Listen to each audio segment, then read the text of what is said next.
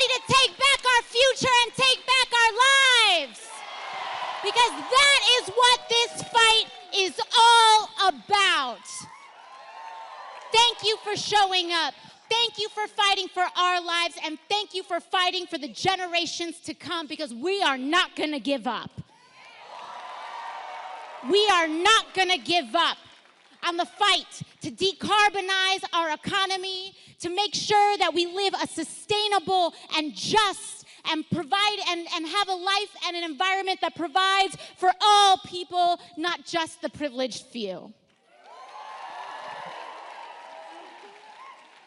They gave me 2 microphones. I'm not sure why. Probably because I'm walking around so much. I want to thank you all so much for joining us today, because this is truly a call to organize. And I'm gonna transition here. This works. I want to thank you all again so much for showing up, because once again, this is a call to organize. This is a call to reorganize and to make sure that we are fighting for a just economy, for a just society, a just environment, and a just future for the United States of America and the world.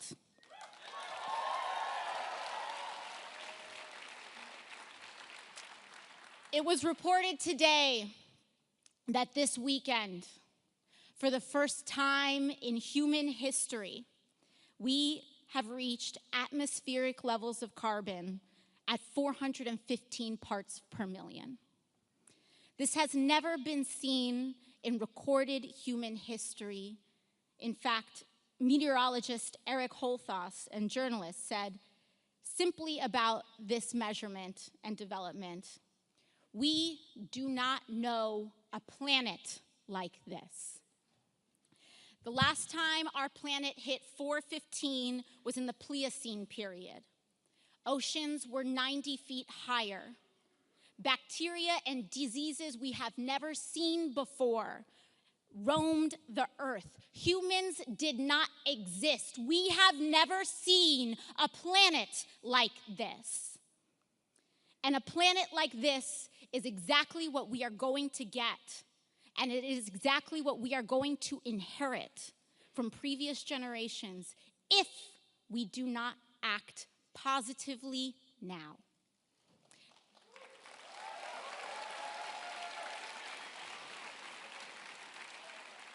That is the simple truth. So often, when folks, particularly conservatives on both sides of the aisle, say,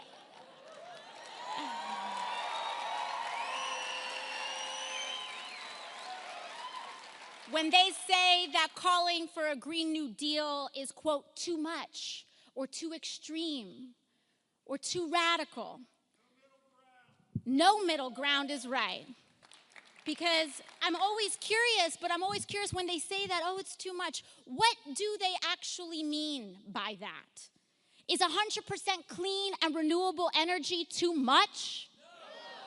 Is fighting for dignified jobs that pay people enough to live too much? Is proposing a solution on the scale of the climate crisis to solve it too much? No. But let me tell you what's too much for me. Here's what's too much for me. What's too much for me is politicians looking and allowing babies' blood to get poisoned in Flint for corporate profits. That is what is too much for me.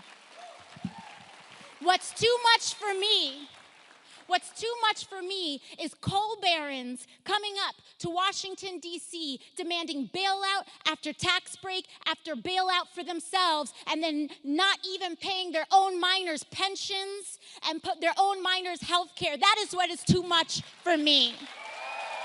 That is too much for me. What is too much for me is the fact that ExxonMobil knew exactly that climate change was real and man-made as far back as 1970, and instead of being part of the solution, they paid millions of dollars to lobby and lie and confuse the American public about it, endangering generations to come. That is too much for me.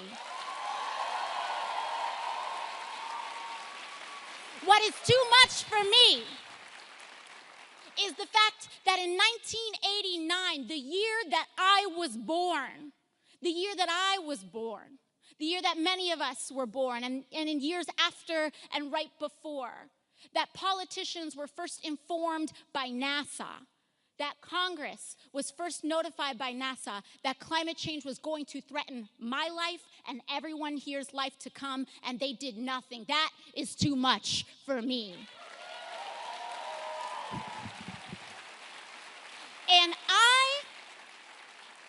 And I will be damned if the same politicians who refused to act then are going to try to come back today and say we need a middle of the road approach to save our lives. That is too much for me.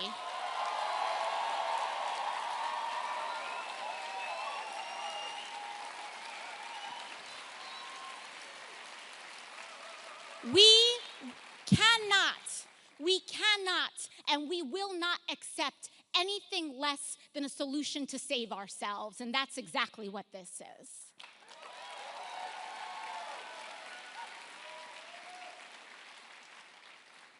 You know, when we talk about the path forward, I wish that as a leader, I could give you comfort about our future. I wish that as a public servant, I can come here and tell you that everything's going to be all right. But I can't tell you that today because I'm not interested in lying to you. But frankly, there is no reason for us to be comfortable right now. We are at 4:15. 4:15. There is no reason for us to be comfortable. And I'm not here to guarantee to you that everything will be okay. But what I am here to say is that we must try. We must try. I am not here to tell you that all Democrats are good and all Republicans are bad, and that if you simply elect someone with a D next to their name, that our problems will be solved. I'm not here to tell you that either. Because I've been in that chamber. I've been told from people on both sides of the aisle that we need to frack more and that we need to build more pipelines, both sides of the aisle, which is why, but that is why we need you. Because with your help, with your insistence, with your organizing, with your demands, with your voting, with your mobilizing a broader electorate than we have ever seen before in American history, we do not have to go down that path.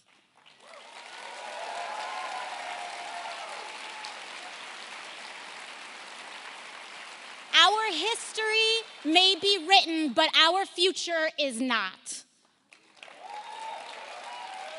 And we have every possibility in the world to change it. And cynicism about our future is exactly what the opposition wants.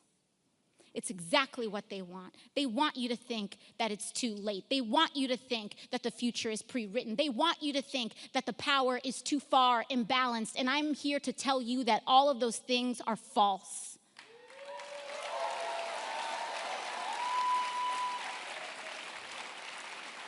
We are at a crossroads unlike any we have seen before. But the good thing is that the average, everyday person has never been more powerful in human history than it is today. Never been more powerful. Between our abilities to educate ourselves, educate others, the abilities to win over our families, to have these conversations, to register and get people to the polls, to have people organize around issues, to elevate our collective consciousness about our racial history, about our nation's history, about our science, about everything that is bringing us to this moment. We have never been more powerful, and big money has never been weaker, and that is exactly why they are fighting so hard against the Green New Deal. We are at a precipice. We are at a critical precipice. And the reason why you hear constant disinformation, targeting, screaming, crying, storytelling about the Green New Deal is because they know how vulnerable they are. If they didn't, they wouldn't be doing this. If it really was just a silly little fairy tale, then they would have just let it rock. But they know the electoral and the knowledge and the actual organizing energy that is behind this. Because no one wants to leave a poor and worse earth for their children to inhabit. Not a single human being. And for years of denial and years of abdication of leadership and responsibility, we finally are stepping into that void, taking our future for ourselves, and we will change this country, and we will change the future to be more just. Because the logic that we are fighting against right now, this is not just about putting solar panels on our homes. We are fighting against a logic that says poisoning and giving communities cancer is okay if an oil company can post a Q1 profit. And we're here to say no more.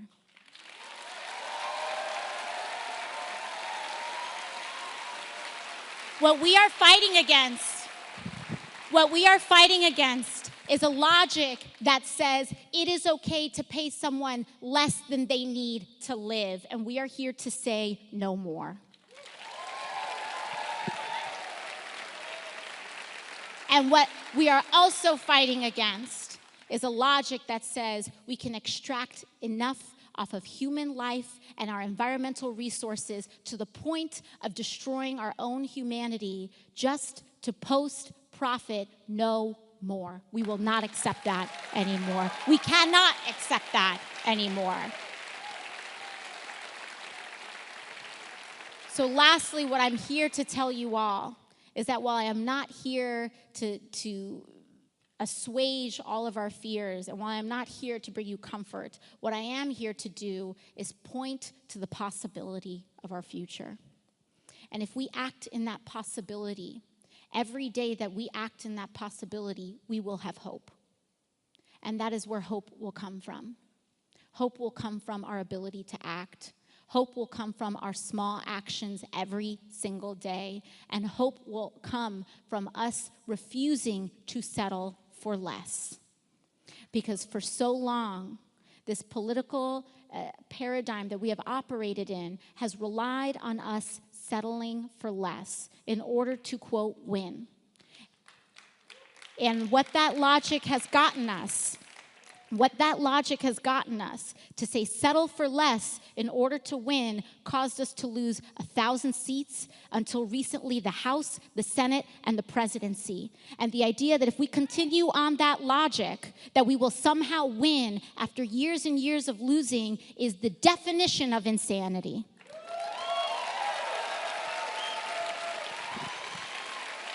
We cannot allow ourselves to be bullied out of our values anymore. And we do not have to be scared by demanding a living wage, by demanding health care for all people as we transition to an economy that is decarbonized, sustainable, and just for every American.